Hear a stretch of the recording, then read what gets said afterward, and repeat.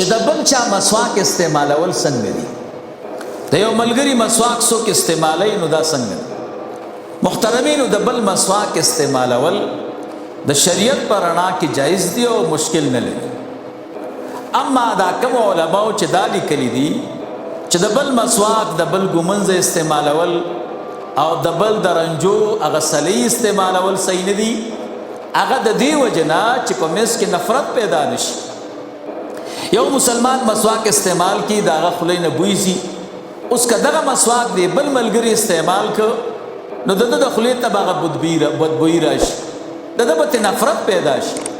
هغه د نفرت په وجه باندې بعض علما وایي چې مسواک د یو بل مه استعمالوئ. اما اصل د شریعت په رڼا کې دا مشکل نه لري.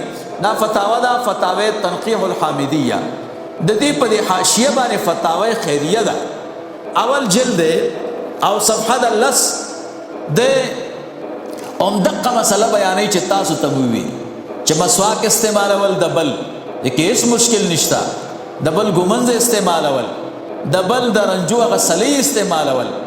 خلک چې وایي چې دا مکروه دی، دا د دې وجه نه چې نفرت پیدا نشي.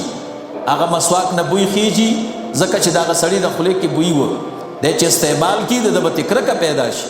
نور په اعتبار د اصل شریعت سره د کې هیڅ مشکل نشته.